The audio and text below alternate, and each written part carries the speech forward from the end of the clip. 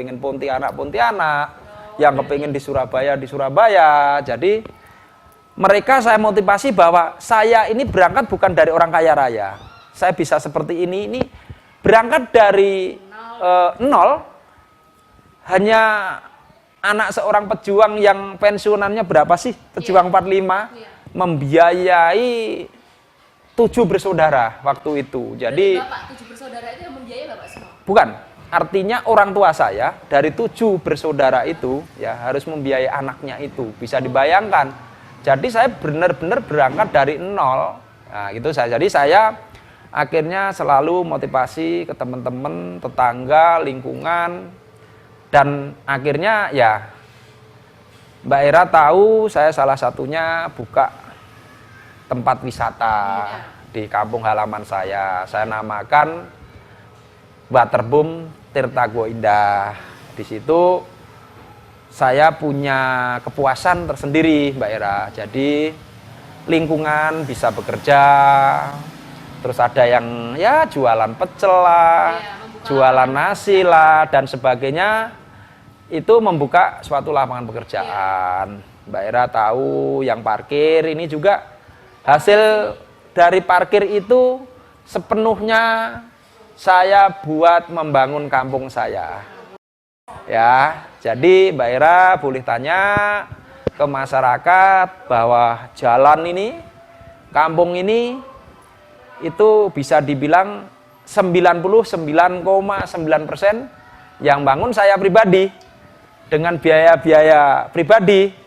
Jadi hanya masyarakat itu ya gotong royong, kerja bakti untuk bersihin dan sebagainya, selebihnya saya yang bangun. Itu suatu kepuasan buat saya. Jadi saya bisa berbuat sesuatu ke masyarakat ini. Makanya saya menghimbau ke teman-teman saya, ke karyawan-karyawan saya. Pesan saya cuma satu kok Mbak Era. Dek, suatu saat kamu sukses, kamu harus bisa seperti Pak Songgol. Kamu harus bermanfaat untuk masyarakat. Itu pesan saya. Itu pesan saya. Alhamdulillah banyak. Karyawan-karyawan saya sekarang sudah jadi kontraktor besar. Banyak sekali. Banyak sekali dan setiap lebaran pada pulang ke sini menceritakan keberhasilannya. Itu kepuasan saya ternyata Mbak Era. Itu ternyata. Dari cita-cita yang sudah dimiliki Bapak dulu, doanya itu sudah terlaksana ya Pak ya? Ya. Bermanfaat untuk orang-orang sekitar. Ya, sudah, tapi Mbak, saya belum puas di situ. Ya.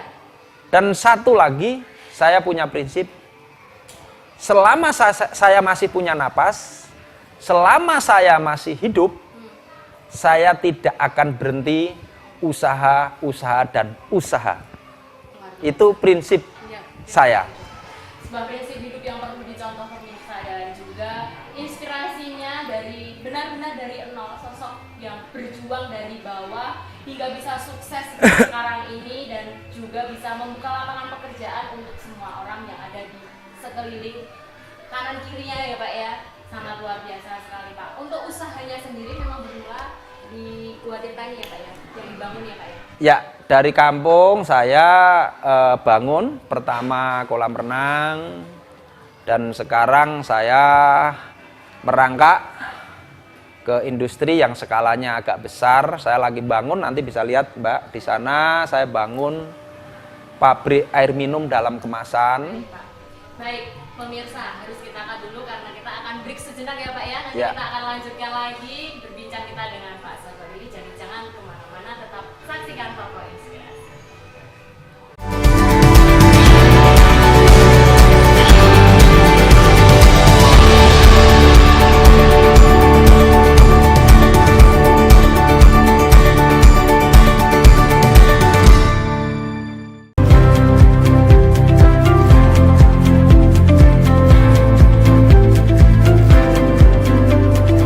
Tirta Gua Indah. Datanglah ajak keluarga Anda untuk menikmati wisata keluarga waterboom, air terjun dan wings aerobik Tirta Gua Indah yang beralamat di Purworejo, Sumberjo, Kerjo, Kabupaten Karanganyar, Jawa Tengah.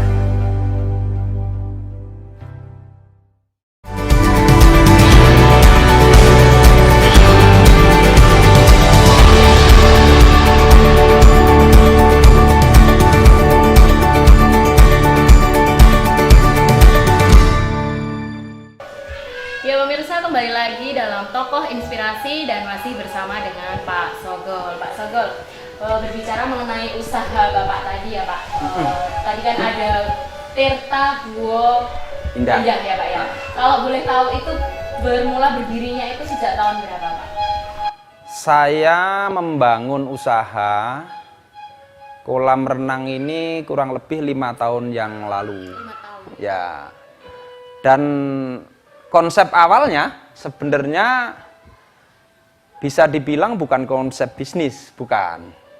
Jadi setelah saya pulang kampung, karena teman saya di luar kota itu banyak yang main ke rumah ini, saya di sini merasa bingung nih, apa yang akan saya suguhkan ke tamu-tamu saya. Awalnya itu, kebetulan saya seneng renang, saya seneng santai, saya seneng taman.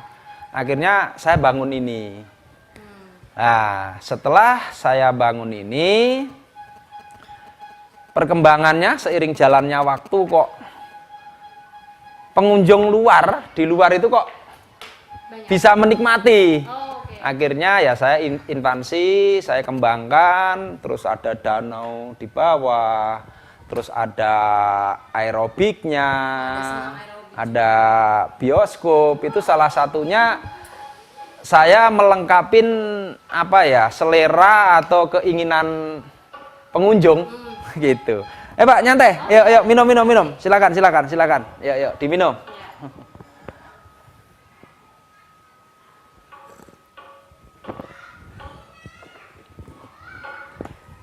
Ini enak ya di kampung. Kembali lagi untuk yang konsepnya tadi Pak. Konsepnya tadi itu Bapak bikin konsep sendiri atau ada mendatangkan arsitek untuk membangun tempat wisata ini Pak? Kebetulan saya sampaikan tadi, background saya adalah seorang kontraktor. Ya, saya memang nggak sekolah khusus arsitek atau desainer enggak.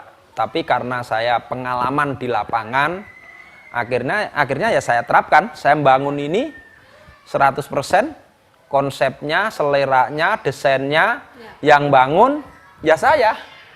Termasuk yang mengerjakan pun itu bisa dibilang 100% masyarakat lingkungan sini. Berarti mempekerjakan juga masyarakat di sini ya Pak? Iya, betul. Itu memang kembali ke cita-cita saya awal. Saya harus bisa berbuat sesuatu ke masyarakat, ya salah satunya buka lapangan pekerjaan. Nah itu makanya dengan adanya saya membangun kolam ini ya untuk lingkungan, untuk masyarakat.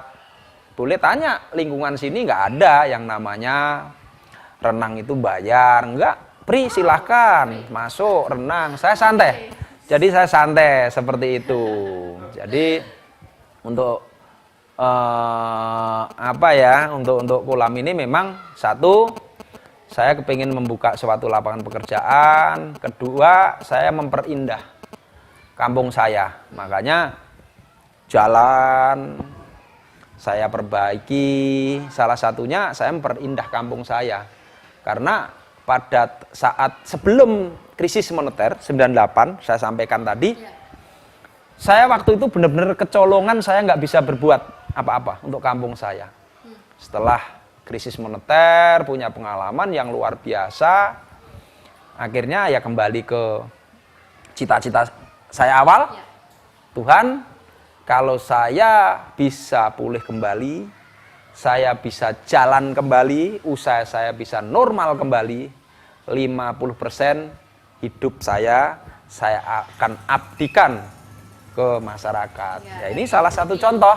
Salah satu contoh. Dan terbukti pemirsa, jalan menuju desa ini sudah sangat bagus, fasilitas di waterboomnya juga sangat bagus dan sangat menarik sekali. Kalau boleh tahu Pak, selain usaha membangun tempat wisata ini, ada usaha lagi yang dibangun oleh Bapak? Ya, ini salah satu yang usaha saya, kolam renang ini, bioskop 3 dimensi, aerobik itu salah satu usaha.